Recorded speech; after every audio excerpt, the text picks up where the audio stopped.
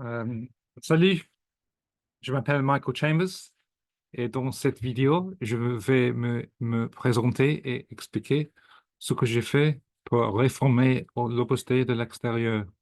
J'ai 52 ans et je viens d'Angleterre. De 1995 à 2004, j'ai été numéraire laïc célibataire à l'Opus Dei en Écosse et en Angleterre. Je suis avocat. Je ne travaille pas actuellement dans un cabinet d'avocat. J'enseigne l'anglais comme langue étrangère. Je parle également l'italien, l'allemand et l'espagnol. Je peux improviser un peu en néerlandais. J'adore les langues. J'aime aussi écouter et chanter des chansons de différentes langues. J'adore les chansons de Zaz. Elle est si chic. Dans cette vidéo, j'aimerais commencer par vous parler de moi, de mon voyage de vie et de comment je me suis retrouvé à l'Australie. Ensuite, je parlerai un peu des poursuites euh, légales que j'ai intentées contre les diocèses britanniques pour ne pas avoir supervisé l'Australie. Enfin, je vais vous donner une idée de la façon dont je crois que l'Opus Dei peut être réformé en douceur, si Dieu le permet et si d'autres le permettent. Je suis né en mariage en 1972, lorsque c'était encore un scandale. Mes parents venaient de familles catholiques. Ils ont été décidés de me donner en adoption un couple catholique par l'intermédiaire d'une agence d'adoption catholique gérée par l'archidiocèse de Westminster à Londres. Ce n'était pas la décision de ma mère biologique. Elle aurait dû prendre cette décision. Malheureusement, cette adoption n'a pas fonctionné parce que mes parents adoptifs étaient dépendants de l'alcool. Ma mère adoptive est morte quand j'avais 9 ans. Heureusement, j'ai été adopté par mes oncles adoptifs et j'ai eu une jeunesse stable, une adolescence stable. J'ai grandi en tant que fervente catholique et j'allais à la messe toutes les semaines, même lorsque ma sœur et mes cousins ont cessé d'aller à la messe. À l'université, à l'âge de 20 ans, j'ai vécu dans une pastorale catholique, mais je me suis senti détaché du monde. Et j'ai décidé de retrouver ma mère biologique à sa famille. Elle n'a pas épousé mon père biologique. Il a été facile de la trouver car l'agence d'adoption catholique avait l'adresse de ses parents et la rencontre a eu lieu quelques semaines plus tard. J'ai pleuré plus que jamais cette nuit-là et j'ai lâché l'image parfaite que j'avais toujours portée en moi. Quelques semaines plus tard, mon père adoptif est mort d'alcoolisme. Après avoir quitté l'université, j'ai déménagé à Glasgow, en Écosse, pour faire du bénévolat dans un réseau de bénévolés jésuites dans un quartier pauvre. Ce fut une année difficile. Finalement, j'ai compris pourquoi certains jeunes de ce quartier déprimant consommaient de la drogue. À cette époque, à l'âge de 20 ans, 22 ans, j'ai décidé de retrouver mon père biologique. Et encore une fois, c'était facile pour la même raison que pour ma mère biologique. L'Agence catholique d'adoption m'a aidé, mais à l'époque, euh, au début des années 90, elle n'offrait pas de soutien psychologique. Avec le recul, j'aurais dû trouver un tel soutien et ne pas essayer de trouver des réponses à ma douleur intérieure lors de rencontres risquées avec mes parents biologiques. À Glasgow, j'étais engagé dans un groupe de prière de jeunes catholiques et j'ai découvert l'Opus Dei par un ami là-bas. J'étais fasciné par la confiance absolue qu'avaient certains des numéraires du centre. Ils avaient la même foi que moi. Ils semblaient tout faire euh, avec détermination absolument claire que c'était la bonne chose à faire et ce que c'était la volonté de Dieu. Je n'avais jamais rencontré de gens comme ça auparavant. Et j'ai commencé à parler avec le prêtre en espagnol, l'un des premiers à avoir rencontré Monseigneur Escrivá. Il m'a vraiment aidé à commencer une vie spirituelle régulière, ce dont je lui suis reconnaissant. Je lui ai dit que je pensais devenir prêtre. Il m'a immédiatement suggéré de penser à devenir numéraire, ce que j'ai fait. Ce que j'ai fait. Je lui ai, et je lui ai demandé de se joindre au poste. Je voulais vraiment vivre dans ce centre. Cependant, quelques semaines après avoir demandé à me joindre, j'ai eu des doutes et je les ai partagés avec le prêtre. Je me souviens très bien de ce qu'il a dit, des paroles de l'Écriture.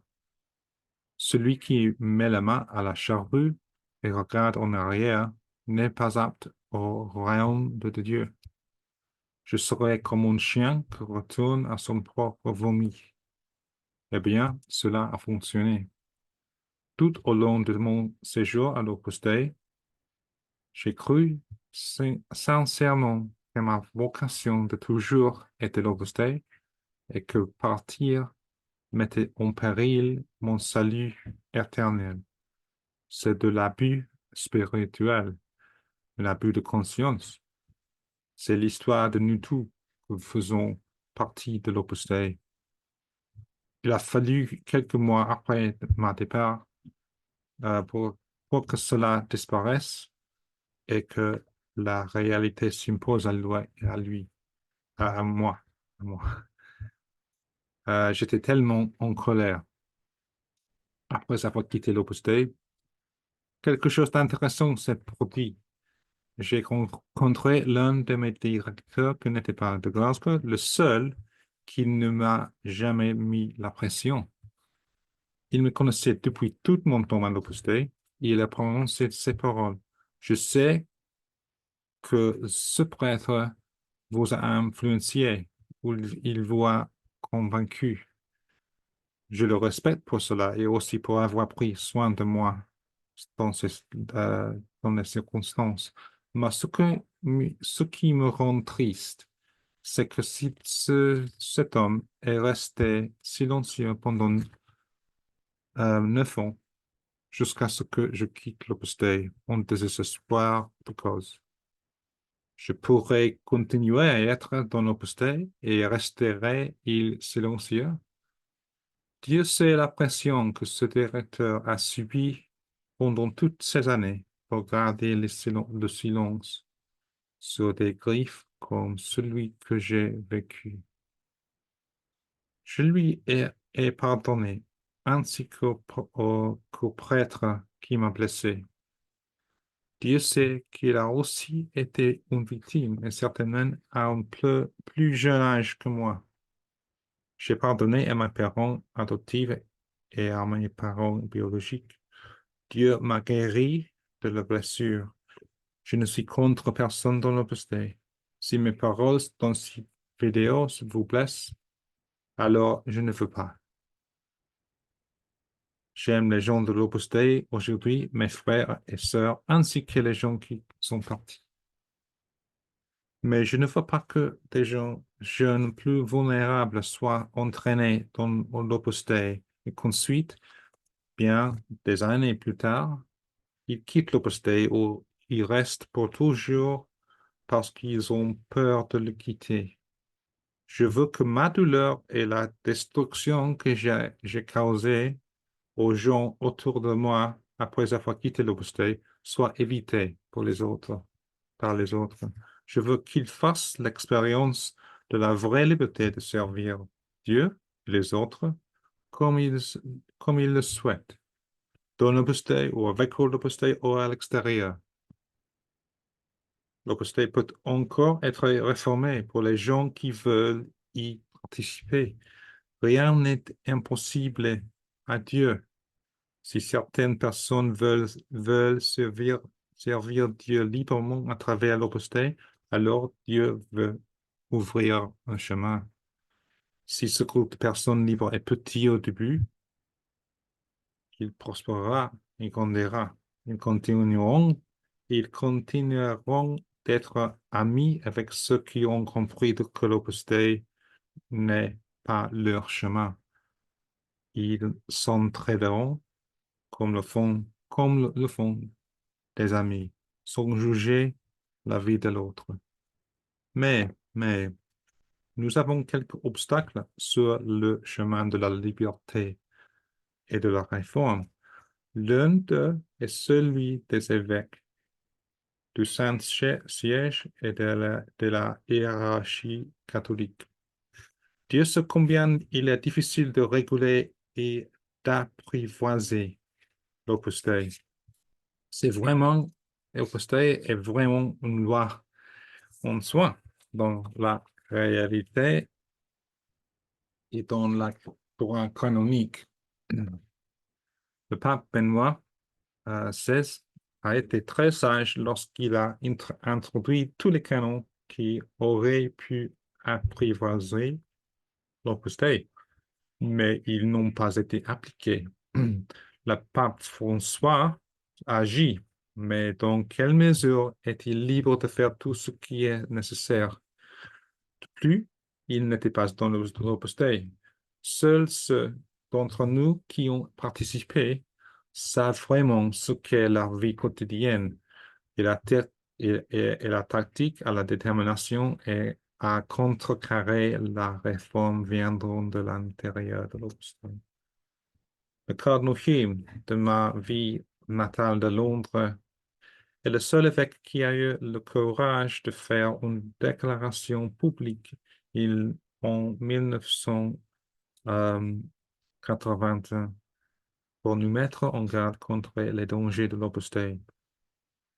Même lorsque je vivais à Londres, à Opus Dei, au 7 Home Court, à côté de la commission régionale, je n'ai jamais vu cette annonce. Le cardinal a insisté sur le fait que les laïcs de l'Opus Dei sont libres de choisir leur chef spirituel. C'est merveilleux, bien sûr, mais ce n'est pas réaliste pour les gens de l'Opus Dei à court terme. Ils ont besoin de la direction spirituelle de peuples libres ou plus libres de l'Opus Dei. Et ces personnes libres ont besoin de la direction de l'extérieur de l'Opus Dei, d'autres dirigeants sages de l'Église catholique. Malgré tout son courage et sa sagesse, le cardinal n'est peut-être pas en mesure de comprendre cela à l'époque. En tout cas, il n'a pas créé de mécanisme pour cela et par conséquent, comme nous le savons, il n'y a pas eu de réforme au sein de l'Opus Dei. Lorsque je suis entré dans l'Opus Dei en 1995, en tant que fervent catholique, je ne savais pas quel danger le cardinal connaissait. Et pas un seul prêtre ou évêque n'a visité l'un des 5 centres où j'ai vécu pendant mon séjour. Peut-être qu'ils sont venus quand j'étais au travail et qu'ils ne me l'ont jamais dit. Je ne sais pas. Ils ne m'ont certainement pas écrit. Il ne fait aucun doute que les évêques sont très surchargés par les visites dans les paroisses. Dans le même temps, selon le canon 107, les laïcs de l'Opus Dei restent sous la juridiction de l'évêque de Dieu. Mais ils sont abandonnés à leur sort. Ils ont besoin de plus de bons bergers.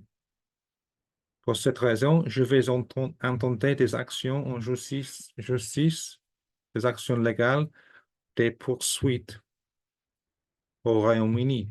J'appelle les tribunaux civils à se prononcer sur le devoir de diligence, duty of care in English, que les évêques, un terme, euh, le devoir de soin, c'est la traduction littérale de ce terme légal, que les évêques ont envers la devoir que les évêques ont envers les laïcs dans leur diocèse.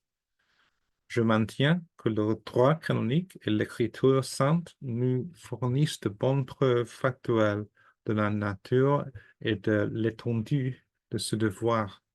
J'affirme que le devoir d'un évêque envers tous les laïcs est celui d'un pasteur qui est prêt à laisser ses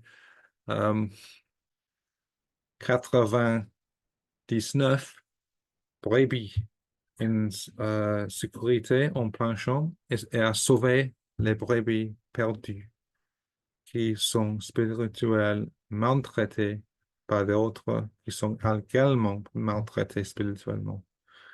Je peux gagner ou perdre, mais je ferai tout ce qu'il faut pour porter la première affaire, la première cas judiciaire devant les tribunaux et interroger, si nécessaire, les évêques sur leur devoir de diligence. En même temps, je continue à demander des compensations personnelles pour discuter des sujets à l'amiable, mais jusqu'à présent sans succès. Je crois que la loi doit être appliquée jusqu'à ce que les évêques voient plus clairement qu'ils doivent commencer courageusement à sauver les brebis perdues de l'Opus Dei, même le pape. Et c'est important aussi pour nous à comprendre les responsabilités lourdes des évêques et l'aide, les aides. Peut-être qu'un jour, le pape François réussira à faire adopter des statuts adaptés à la prélature, mais cela ne suffit pas à protéger les laïcs.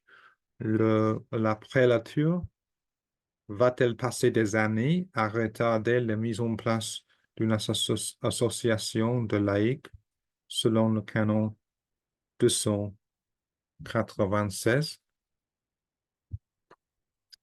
C'est pourquoi je voudrais soulever l'idée que nous, qui ne sommes pas sous l'influence de la prélature, demandons au pape d'établir des associations de laïcs dans chaque pays pour collaborer avec l'Opus Dei, conformément au droit canonique.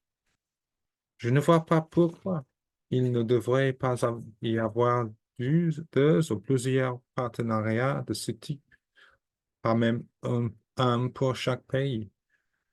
Je ne vois pas pourquoi les gens qui dirigent ces associations ne pourraient pas être d'anciens membres de l'Opus Dei, comme nous le sommes.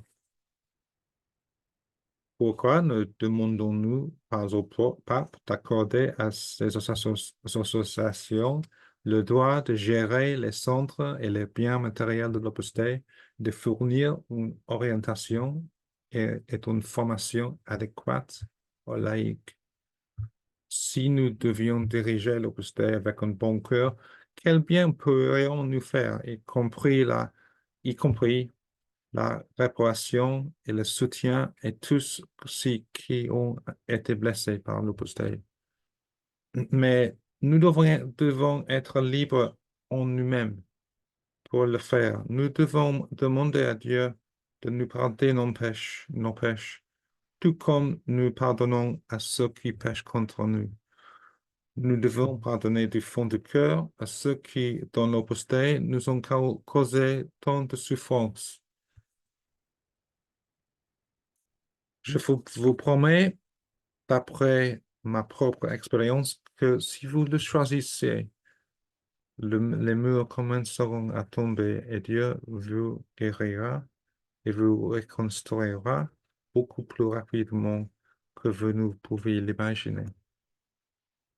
Je n'aurais pas pu dire ça il y a 2 mois, quand je voulais voir l'opposé détruit et que je me fichais de l'ampleur des dégâts que cela ferait.